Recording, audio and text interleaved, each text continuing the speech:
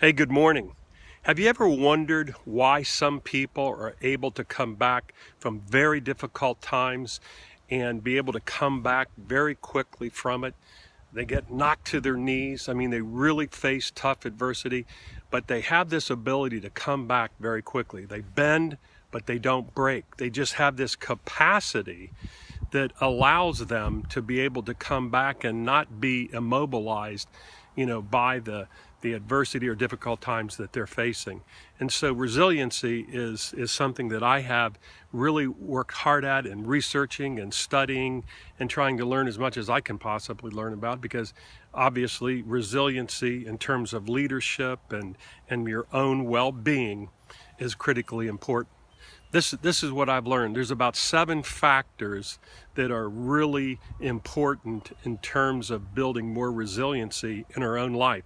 And this is a skill that we can learn. And I just want to share a couple of thoughts with you. But let me give you some real world examples of resiliency. I was in Costco the other day. I ran into a young mom. She was in the aisle, and the kids were all laughing and saying hi and everything, and there were 3 of them.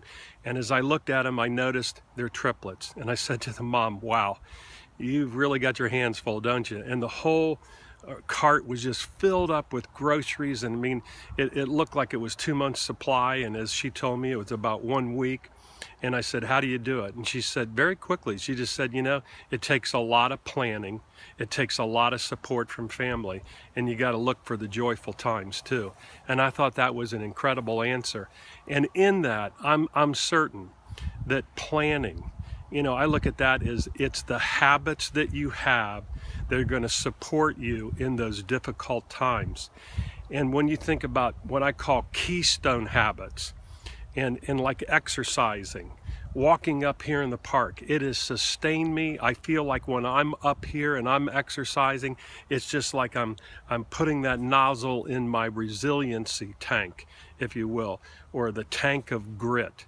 Take a look at Navy SEALs. Navy SEALs, about 180 of them start out, but only about 40 of them make it.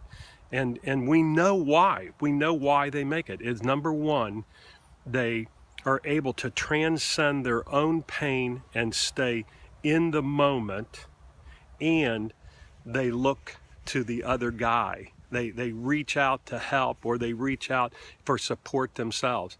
And that's key factors in terms of building more resiliency, are having a good support system around us, good habits that are able to sustain us in those tough times. The other day, I'm with a friend of mine, and he suffered from depression.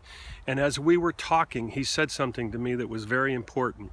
It was being able to struggle well through the periods of depression. In other words, what he was saying is, through being more resilient and working very hard on that, the idea of being more resilient and being able to kind of stay at neutral, if you will, and not falling into the horrible, debilitating depression that has happened to him a couple of times in his life. But each time he's been able to build those core strengths up, or core habits up, that have allowed him to, as he said, struggle well and get on the other side of it. So in terms of resiliency, it's those keystone habits are the habits that I think sustain people in difficult times, and having a great support system around you. So wishing you a great weekend. See you next week. This is Pete Kunk, Built to Lead.